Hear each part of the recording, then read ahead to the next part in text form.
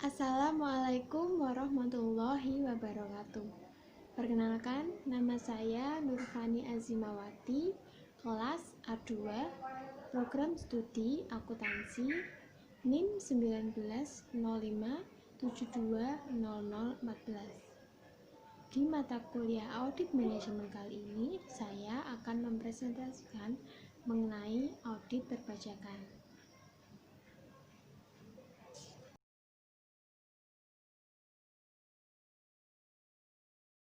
Kita memasuki materi audit perpajakan, mari kita ketahui terlebih dahulu mengenai sistem perpajakan di Indonesia.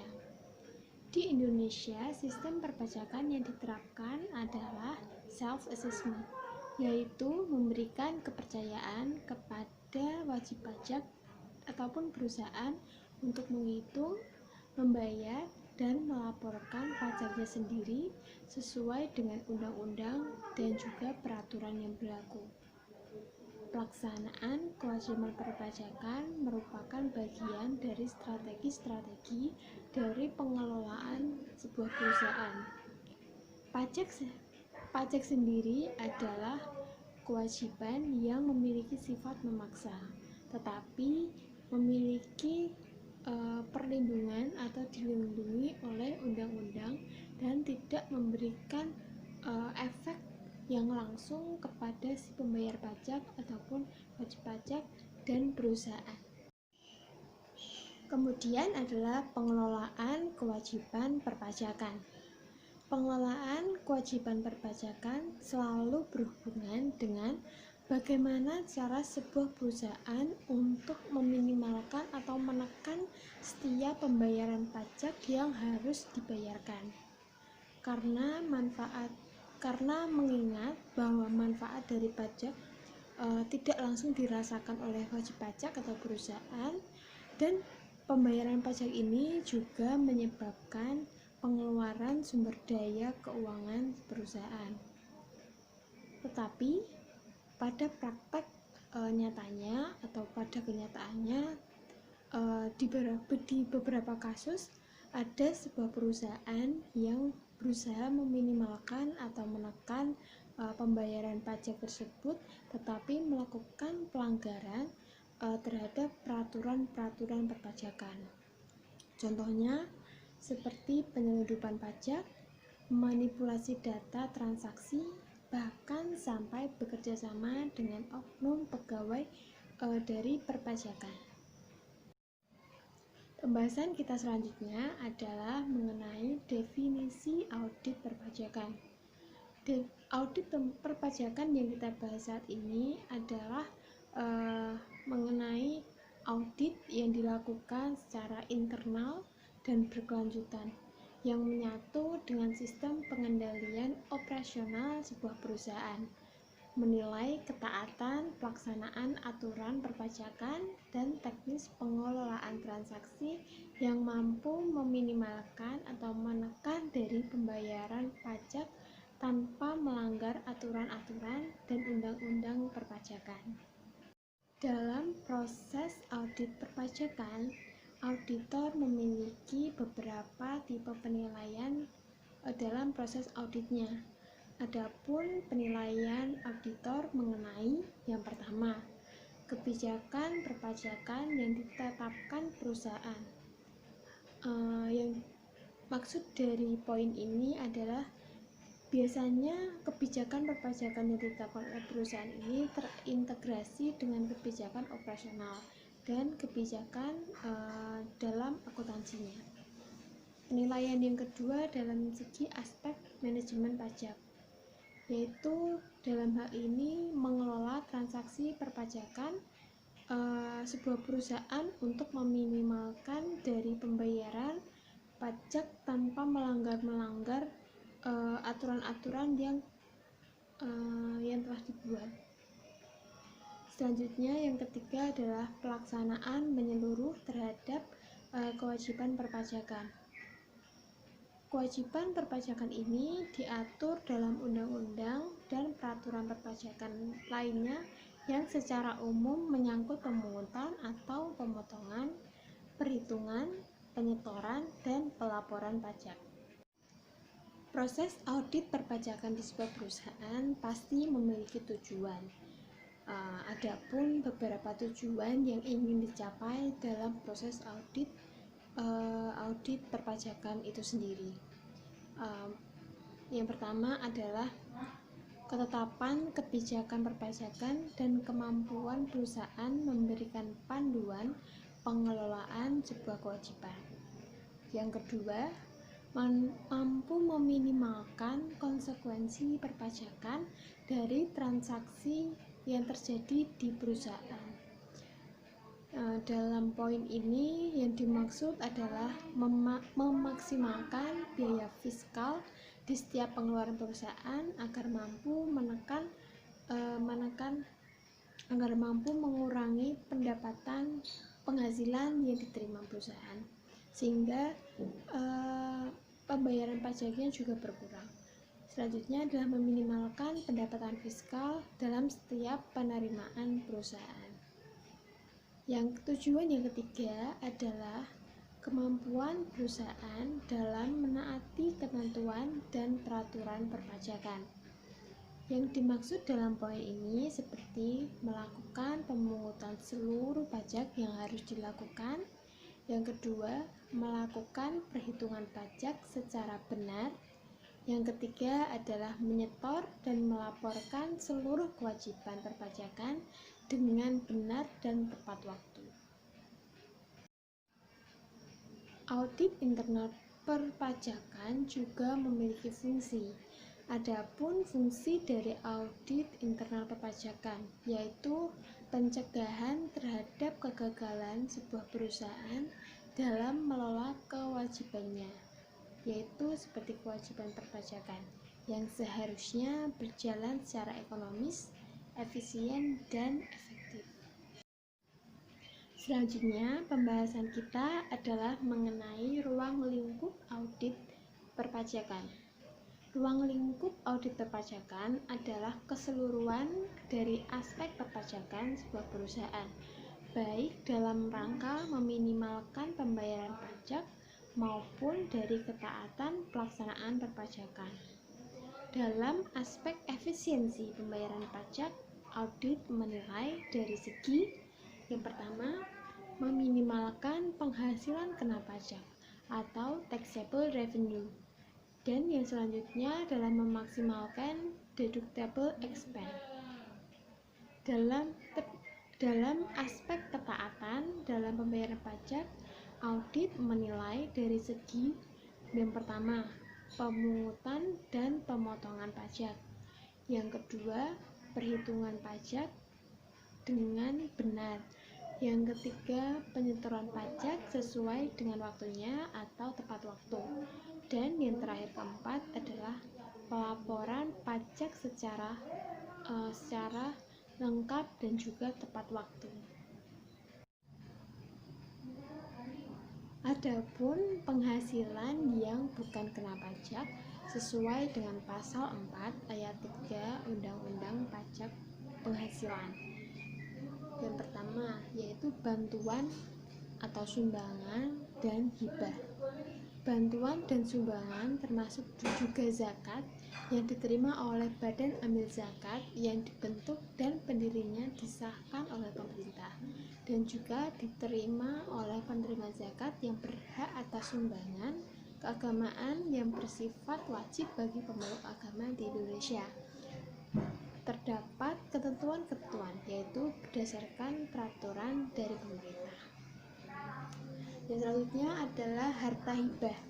Harta hibah ini yaitu yang diterima oleh keluarga sedarah dalam garis keturunan sederajat, badan keagamaan, badan pendidikan, badan sosial yang menjalankan UMKM yang ketentuannya diatur dalam peraturan Menteri Keuangan, sepanjang tidak memiliki hubungan dengan usaha, pekerjaan, kepemilikan, dan atau penguasaan di antara pihak yang bersangkutan. Yang kedua, penghasilan yang bukan objek pajak adalah warisan. Yang ketiga, harta.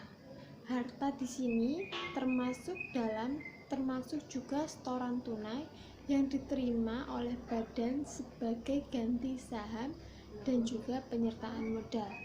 Yang keempat, penggantian atau imbalan berhubungan dengan pekerjaan dan atau jasa yang diterima atau diperoleh dalam bentuk natura atau kenikmatan dari wajib pajak dan atau pemerintah. Yang kelima adalah pembayaran dari perusahaan asuransi kepada pihak orang pribadi.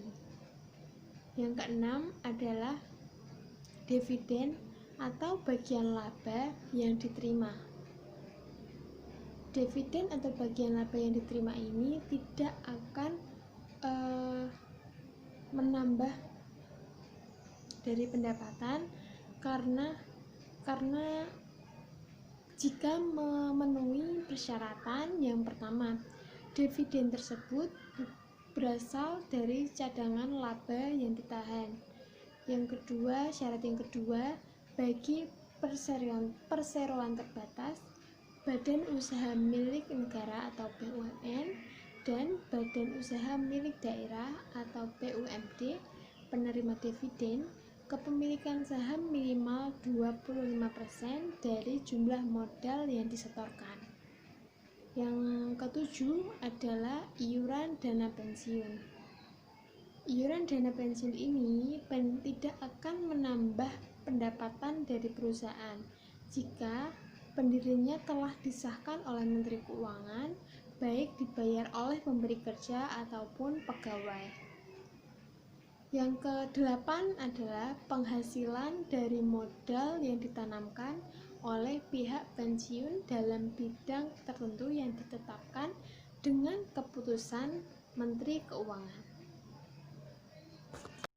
Selanjutnya yang kesembilan adalah bagian laba yang diperoleh oleh anggota perseroan komanditer yang modalnya tidak terbagi atas saham-saham, persekutuan, perkumpulan, firma, dan kongsi, termasuk pemegang unit penyertaan kontrak investasi kolektif. Dan yang ke-10 adalah penghasilan yang diterima oleh perusahaan modal Ventura berupa bagian laba dari badan pasangan usaha yang didirikan dan menjalankan usaha atau kegiatan di Indonesia. Penghasilan yang diterima oleh perusahaan modal Ventura ini tidak akan menambah pendapatan perusahaan jika memenuhi persyaratan. Adapun persyaratan-persyaratan yang harus dipenuhi adalah merupakan usaha mikro kecil menengah atau UMKM atau yang menjalankan usaha berdasarkan peraturan dari Menteri Keuangan. Yang kedua, persyaratan kedua yaitu saham tidak diperdagangkan atau tidak diperjualbelikan di dalam Bursa Efek Indonesia. Yang ke-11 yaitu beasiswa. Beasiswa ini tidak akan menambah pendapatan karena harus sesuai dengan peraturan Menteri Keuangan. Yang ke-12, sisa lebih yang diterima badan atau lembaga nirlaba.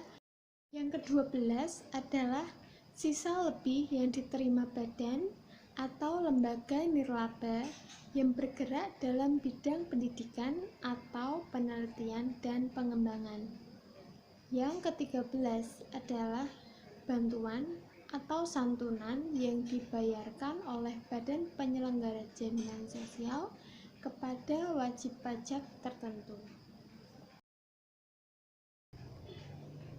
Materi selanjutnya adalah memaksimalkan deductible expense atau beban-beban yang diakui yang dapat mengurangi pendapatan dari sebuah perusahaan sehingga meminimalkan pajak yang harus dibayarkan oleh perusahaan. Menyangkut strategi pengelolaan transaksi di mana setiap beban-beban yang terjadi dapat diperhitungkan dalam penentuan besarnya pajak yang terutang. Dengan memaksimalkan beban-beban, maka akan memperbesar faktor dari pengurang dari penghasilan yang berpengaruh terhadap pengurangan pajak yang harus dibayarkan. Inilah yang dinamakan dengan meminimalkan pajak yang harus dibayar dengan memaksimalkan beban yang diakui.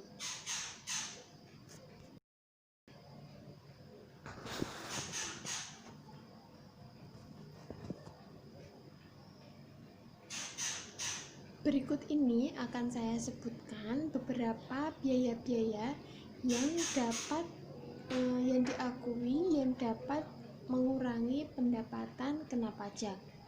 Yang pertama, biaya yang secara langsung maupun tidak langsung berkaitan dengan kegiatan usaha. Yang pertama, seperti biaya pembelian bahan baku. Yang kedua, bunga, sewa, royalti. Yang ketiga, biaya perjalanan. Yang keempat, biaya pengelolaan limbah. Yang kelima, premi asuransi. Biaya-biaya yang dapat mengurangi pendapatan selanjutnya atau yang kedua adalah penyusutan atas pengeluaran untuk memperoleh harta berwujud dan amortisasi atas pengeluaran iuran untuk memperoleh hak atas biaya yang digunakan untuk yang memiliki masa manfaat lebih dari 1 tahun. Yang ketiga, iuran kepada dana pensiun. Yang keempat, kerugian atas penjualan atau pengalihan harta. Yang dimaksud di sini adalah yang digunakan dalam perusahaan atau yang dimiliki untuk mendapatkan, menagih, memelihara penghasilan. Yang kelima adalah kerugian dari selisih kurs mata uang asing. Yang keenam, biaya penelitian dan pengembangan perusahaan. Yang ketujuh adalah beasiswa, magang, dan pelatihan. Yang kedelapan adalah piutang yang nyata-nyata yang memang sudah tidak dapat tertagih lagi. Syarat dari poin ini adalah telah dibebankan sebagai biaya dalam laporan laba-rugi komersial. Syarat yang kedua, wajib pajak menyerahkan daftar piutang yang tidak dapat tertagih tersebut. Yang ketiga, telah diserahkan perkaranya kepada pengadilan negeri atau pemerintah yang menangani piutang negara. Beban-beban tersebut dapat dikelompokkan menjadi dua, yaitu pemberian natura atau kenikmatan, dan yang kedua adalah tidak terpenuhinya ketentuan administrasi menurut ketentuan perpajakan. Memasukkan pemberian natura ke kenikmatan sebagai tunjangan dalam daftar gaji. Perusahaan harus melakukan pemotongan terhadap pajak penghasilan PPh pasal 21 atas gaji karyawannya. Kompensasi diberikan kepada setiap karyawan, tetapi tidak semuanya ditulis dalam slip gaji karyawan, karena perusahaan berkemungkinan untuk memberikan kesejahteraan kepada karyawan dalam bentuk kenikmatan atau natura. Pemberian kenikmatan dalam bentuk natura tidak diakui sebagai beban fiskal, sehingga tidak dapat mengurangi perhitungan dari pengenaan pajak. Langkah yang diambil oleh perusahaan di atas ini dengan membebankan PPh pasal pajak penghasilan pasal 21 kepada penghasilan karyawan, karena langkah ini dapat menimbulkan beban baru sehingga beban baru ini dapat mengurangi pendapatan yang sebelumnya, sehingga pendapatan berkurang dan pajak yang harus dibayarkan pun juga berkurang. Dari sisi lain, karyawan akan dibebankan dengan pajak penghasilan yang lebih tinggi dibandingkan mereka yang menerima sebagian penghasilan tersebut dalam bentuk kenikmatan atau natura. Selanjutnya adalah tax review. Tax review ini digunakan untuk menelaah dan menilai bagaimana kemampuan dari sebuah perusahaan tersebut dalam memenuhi seluruh kewajiban pembayaran perpajakannya. Dengan kata lain, fungsi dari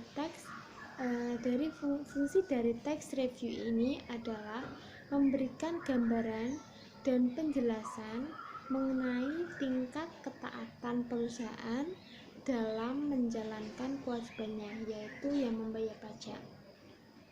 Secara garis besar, kewajiban perpajakan meliputi pemungutan dan pemotongan pajak, perhitungan pajak dengan benar, penyetoran pajak tepat waktu, dan pelaporan pajak secara lengkap dan tepat waktu.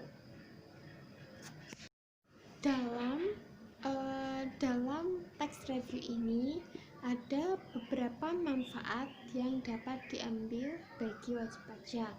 Yang pertama, manfaat dari tax review ini adalah menghindari sanksi perpajakan. Sanksi perpajakan dibedakan menjadi dua kelompok. Yang pertama, sanksi sebelum pemeriksaan, yaitu sanksi dalam tahun berjalan. Yang kedua, sanksi perpajakan akibat pemeriksaan pajak. Sanksi sebelum pemeriksaan atau sanksi dalam tahun berjalan yaitu sanksi perpajakan karena keterlambatan pembayaran pajak. Yang kedua, denda keterlambatan pelaporan surat pemberitahuan tahunan SPT masa. Yang ketiga, sanksi bunga penghasilan. Yang keempat, sanksi karena kesalahan membuat faktur. Yang kelima, tidak menyampaikan SPT tahunan walaupun sudah diberikan pemberitahuan. Manfaat yang kedua adalah menghindari adanya pajak masukan yang tidak dapat dikreditkan. Yang ketiga, menghindari kadaluarsa masa pengkreditan pajak masukan. Yang keempat, menghindari adanya pajak masukan yang tidak dapat dikreditkan karena tidak dapat dikonfirmasi. Yang kelima, menghindari kadaluarsa pengajuan keberatan pajak. Menghindari kadaluarsa pengajuan keberatan pajak ini setelah 3 bulan penerbitan SKP. Yang keenam adalah mengusahakan persetujuan pengurangan PPh pasal 25. Yang ketujuh, mengusahakan surat keterangan bebas pajak. Materi selanjutnya adalah audit atas pajak PPh pasal 21. PPh pasal 21 atau pajak penghasilan pasal 21 adalah pemotongan pajak penghasilan sehubungan dengan pekerjaan, jasa, atau kegiatan dalam nama dan bentuk apapun yang diterima atau diperoleh wajib pajak orang pribadi dalam negeri yang dilakukan oleh pemberi kerja. Yang termasuk pemberi kerja ini adalah membayar gaji, upah, honorarium, tunjangan, dan pembayaran lain sehubungan dengan pekerjaan yang dilakukan, baik pegawai tetap maupun bukan pegawai. Selanjutnya dilakukan oleh bendahara pemerintah yang membayar gaji, upah, honorarium, tunjangan, dan pembayaran lain sehubungan dengan pekerjaan, jasa, atau kegiatan. Yang ketiga adalah dana pensiun atau badan lain. Yang keempat, badan yang membayar gaji, upah, honorarium, tunjangan, dan pembayaran lain yang sehubungan dengan jasa, termasuk tenaga ahli yang melakukan pekerjaan bebas. Yang kelima adalah penyelenggara kegiatan yang melakukan pembayaran sehubungan dengan pelaksanaan suatu kegiatan.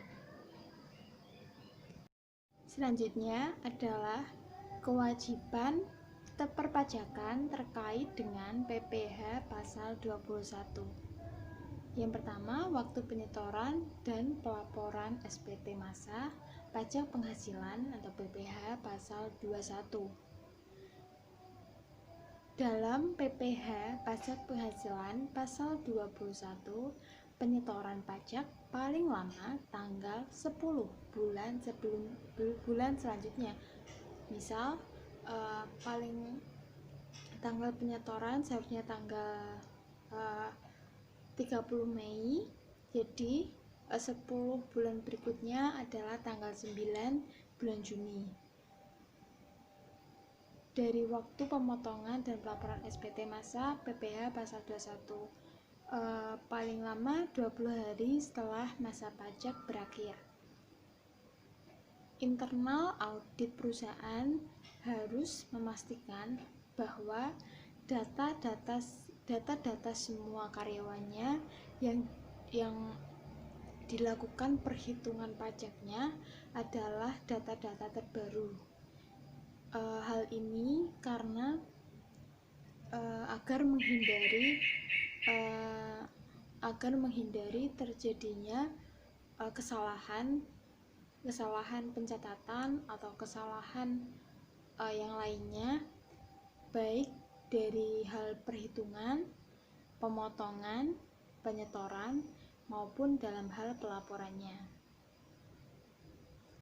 Adalah mengenai audit atas pajak penghasilan atau PPh pasal 23. PPh pajak penghasilan pasal 23 adalah atas penghasilan tersebut dibawahi dengan nama dan dalam bentuk apapun yang dibayarkan, disediakan untuk dibayarkan, atau jatuh tempo pembayarannya oleh badan pemerintah, subjek pajak badan dalam negeri, penyelenggara kegiatan, bentuk usaha tetap, atau perwakilan perusahaan luar negeri lainnya kepada wajib pajak dalam negeri atau bentuk usaha tetap. Adalah mengenai pemotongan pajak PPh pajak penghasilan pasal 23, yaitu wajib pajak yang tidak memiliki nomor pokok wajib pajak atau NPWP besarnya tarif pajak lebih tinggi, yaitu 100% daripada tarif yang seharusnya dibayarkan. Pemotongan pajak penghasilan PPh pasal 23, yaitu penghasilan yang dibayarkan atau terutang kepada bank, sewa yang dibayarkan atau terutang sehubungan dengan sewa guna usaha dengan hak opsi. Yang ketiga adalah dividen. Dividen di sini harus sesuai dengan pasal 4 ayat 3 huruf F dan sesuai dengan pasal 17 ayat 2C. Selanjutnya, yang keempat adalah bagian laba. Bagian laba di sini harus sesuai dengan pasal 4 ayat 3 huruf I. Yang kelima adalah sisa hasil usaha koperasi atau SHU koperasi yang dibayarkan koperasi kepada anggotanya. Dan yang keenam, yang terakhir adalah penghasilan yang dibayar atau terutang kepada badan usaha atau jasa keuangan. Wajib pajak harus menerbitkan bukti potong yang cukup sesuai dengan objek pemotongan. Bukti pemotongan pajak harus segera diserahkan kepada wajib pajak yang dipotong pajak, yang dilakukan pemotongan pajak. Wajib pajak harus mendapatkan bukti pungut atau bukti potong pajak dari pemungut atau pemotong. Bukti tersebut digunakan oleh wajib pajak untuk mengkreditkan pajaknya yang terutang saat dibuat laporan pajak pada akhir tahun. Batas waktu penyetoran pajak penghasilan pasal 23 oleh pemotong paling lama adalah tanggal 10 bulan selanjutnya, dan batas pelaporan paling lama adalah 20 hari setelah masa pajak berakhir. Selanjutnya adalah bagaimana menghindari perbedaan-perbedaan antara objek pajak pada saat surat pemberitahuan masa PPh pasal 23 dengan biaya-biaya yang menjadi objek dari pemotongan pajak penghasilan pasal 23. Yang pertama adalah melakukan penyertaan antara biaya-biaya objek pemotongan pajak penghasilan pasal 23 yang seharusnya dibuat dalam rekening-rekening tersendiri dengan objek pajak pada saat SPT masa pajak penghasilan pasal 23. Yang kedua adalah jika langkah yang pertama ini masih timbul perbedaan, maka harus dipersiapkan oleh wajib pajak data-data serta dan dilengkapi dengan penjelasan yang memadai, dan jika perlu dilakukan perbaikan terlebih dahulu terhadap perbedaan tersebut sebelum SPT dilaporkan. Hal ini memiliki tujuannya adalah agar saat dilakukannya pemeriksaan, perusahaan telah memiliki data serta penjelasan sehingga perusahaan dapat menjelaskan mengenai perbedaan yang timbul. Selanjutnya adalah mengenai audit pajak PPh pasal 25. Besarnya pajak dalam tahun berjalan yang harus dibayarkan sendiri oleh wajib pajak setiap bulan adalah sebesar pajak penghasilan yang terutang menurut surat pemberitahuan pajak tahunan. Penghasilan tahun pajak yang dikurangi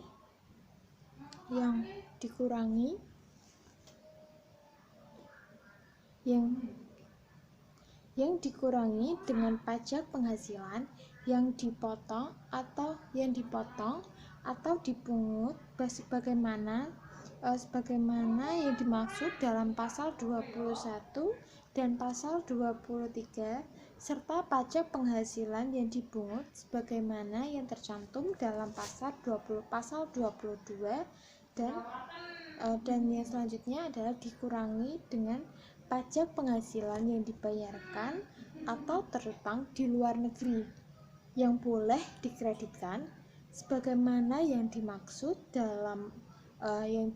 dalam pasal 24 dibagi 12 atau banyaknya bulan dalam bagian tahun pajak. Selanjutnya yang kedua adalah besarnya angsuran pajak yang dibayarkan sendiri oleh wajib pajak untuk bulan-bulan sebelumnya. SPT pajak penghasilan disampaikan sebelum batas waktu penyampaian SPT pajak penghasilan sama dengan pajak besarnya angsuran pajak untuk bulan terakhir tahun pajak yang lalu. Bila dalam tahun berjalan diterbitkan surat ketetapan pajak untuk tahun pajak yang lalu, besarnya angsuran dihitung kembali berdasarkan surat ketetapan pajak tersebut dan berlaku mulai bulan selanjutnya setelah bulan penerbitan surat ketetapan pajak tersebut. Yang ketiga, Direktorat Jenderal Pajak atau DJP berhak dan memiliki kuasa serta wewenang untuk menetapkan perhitungan besarnya angsuran pajak dalam tahun berjalan dalam hal-hal tertentu. Yang keempat, Menteri Keuangan menetapkan perhitungan besarnya angsuran pajak. Ketentuan ini ditujukan untuk wajib pajak baru,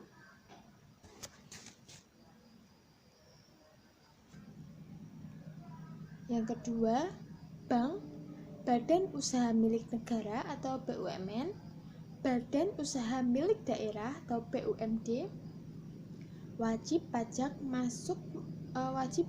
masuk bursa, dan wajib pajak yang lainnya sesuai dengan peraturan perundang-undangan harus membuat laporan keuangan secara berkala. Yang ketiga, wajib pajak orang pribadi pengusaha tertentu dengan tarif pajak tinggi sebesar 0,75% dari peredaran bruto.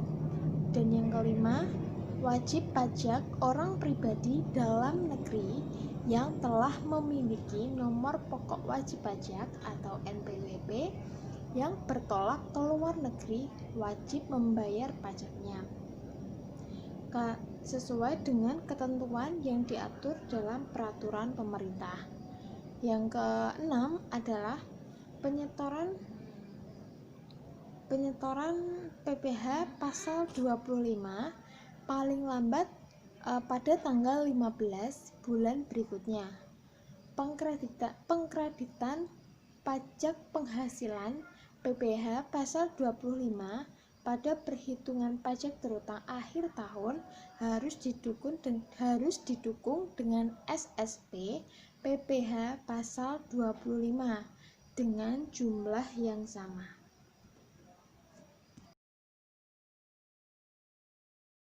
Materi yang selanjutnya adalah mengenai audit atas kewajiban pajak pertambahan nilai. Adapun langkah-langkah kerja dalam proses audit PPN. Yang pertama, pemeriksaan daftar transaksi pembelian hubungan dengan faktur pajak yang diterima atas pembelian tersebut dan jumlah PPN masukan pada buku PPN masukan. Langkah kerja yang kedua adalah perlu pemeriksaan kelengkapan faktur pajak yang diterima dari pemasok. Pastikan bahwa faktur tersebut tidak cacat dan memenuhi syarat untuk dikreditkan. Langkah kerja yang ketiga, telusuri transaksi penjualan atau penyerahan BKP atau JKP hubungan dengan faktur pajak yang telah diterbitkan dan jumlah PPN keluaran pada buku besar PPN keluaran. Langkah kerja yang keempat adalah periksa urutan nomor seri faktur pajak yang diterbitkan hubungan dengan tanggal penerbitannya. Yang kelima adalah pemeriksaan jumlah faktur pajak yang salah penerbitannya dibandingkan dengan faktur perbaikannya untuk memastikan bahwa tidak terjadi pelanggaran mengenai nomor seri dan tanggal penerbitannya yang berbeda antara faktur pajak yang salah dengan faktur perbaikannya.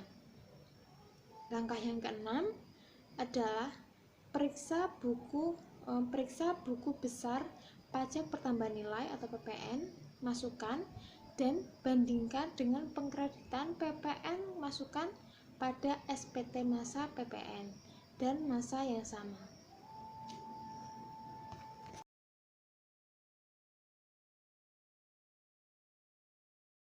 Langkah kerja yang ketujuh adalah telusuri daftar faktur dan buku besar buku besar pajak masukan untuk memastikan bahwa tidak ada faktur pajak yang dikeluarkan karena yang kadaluarsa karena terlambat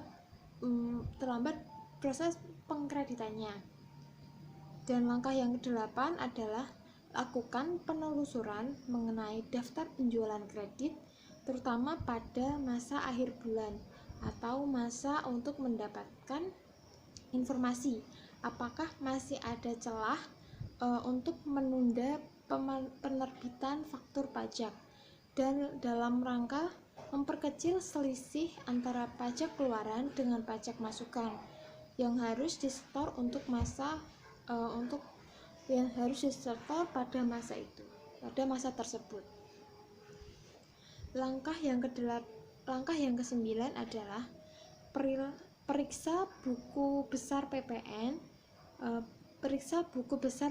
masukan dan PPN keluaran untuk menentukan besarnya jumlah PPN yang harus disetor karena PPN kadaluarsa lebih besar daripada PPN masukan atau sebaliknya berapa jumlah kelebihan PPN masukan atas PPN keluaran yang masih bisa dikompensasikan pada masa pajak berikutnya.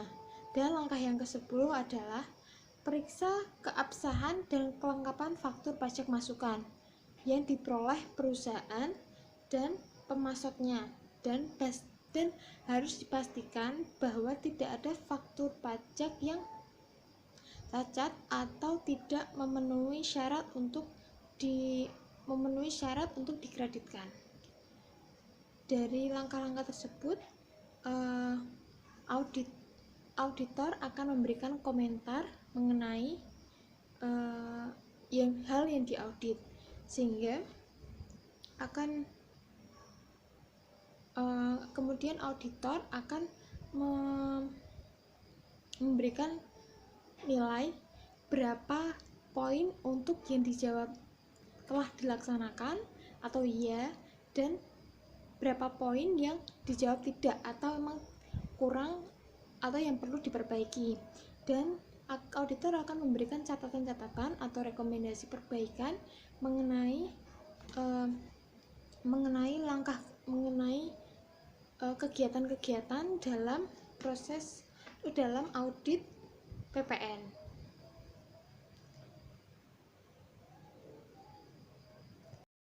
Dari penjelasan sebelumnya, maka dari itu penilaian terhadap kewajiban atau kemampuan dari perusahaan dalam mengelola kewajiban perpajakannya menjadi hal yang sangat penting dan strategis dalam operasional perusahaannya agar berjalan secara ekonomis, efisien, dan efektif dalam upaya pencapaian tujuannya. Penilaian secara keseluruhan baik terhadap ketaatan dalam pelaksanaan peraturan perpajakan maupun kemampuan perusahaan dalam upaya meminimalkan pembayaran pajak yang terhutang, maka perlu dilakukannya audit